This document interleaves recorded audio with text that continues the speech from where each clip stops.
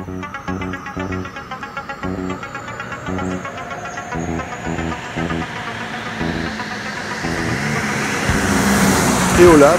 la combinaison de Éole, Dieu du vent et laboratoire, c'est un laboratoire de recherche pour Renault, c'est un prototype de recherche qui préfigure les voitures ultra sobres du futur. Eolab, c'est 1 litre au 100, une consommation record atteinte à travers 3 piliers techniques que sont l'allègement, la voiture est 400 kg plus légère qu'une voiture équivalente actuelle. L'aérodynamique, la voiture a été conçue pour bien pénétrer dans l'air, 30% plus efficace qu'une voiture actuelle.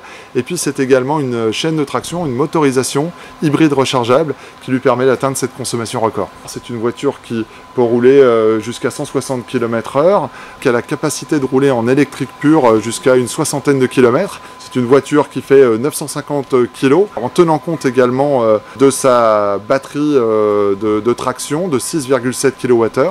Alors Eolab est un prototype de recherche, elle n'est pas destinée à être vendue. Par contre, l'ensemble de la centaine d'innovations qu'elle fédère pour atteindre ses performances records, chacune de ces innovations est destinée à être appliquée progressivement dans la gamme Renault. Sur l'aérodynamique, on va trouver toutes sortes de fonctionnalités intéressantes.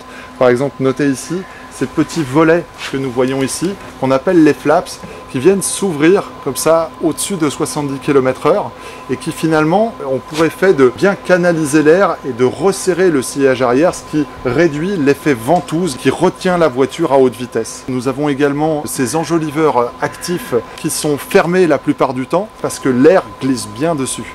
Par contre, lorsque les freins sont chauds, nous avons besoin que les enjoliveurs s'ouvrent pour ventiler et refroidir les freins. Et là, il y a un système qui vient les ouvrir automatiquement. À l'avant du véhicule, on va retrouver des fonctionnalités aérodynamiques très intéressantes dans la calandre avant. Vous notez ici ces écopes, ces espèces de filets d'air qu'on a appelés les rideaux, qui finalement canalisent l'air et donc réduisent beaucoup la traînée aérodynamique de la voiture. Une autre fonctionnalité intéressante sur l'avant, sous cette calandre, nous avons une lame déployable qui ici est repliée, mais qui est au-dessus de 70 km/h, c'est-à-dire à une vitesse où l'aérodynamique joue un rôle prépondérant sur la retenue de la voiture.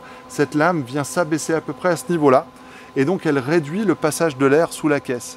Et en fait, c'est une règle en automobile, on a tout intérêt à faire passer un maximum d'air au-dessus de la voiture et le minimum possible en dessous, parce que le dessous d'une voiture est toujours moins aérodynamique.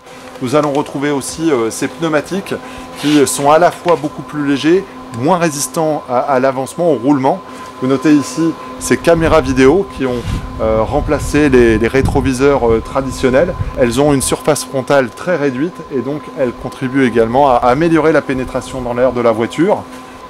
Eolab, c'est donc toute cette combinaison de technologies qui contribuent à sa sobriété record.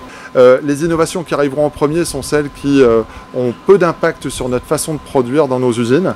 Par contre, certaines innovations de cette voiture, comme le magnésium ou certains composites, vont nécessiter de modifier la façon qu'on a de fabriquer la voiture. Ce sont des investissements importants, ça nécessite également du temps, donc certaines de ces innovations apparaîtront à la fin de la décennie, voire un petit peu après pour certaines.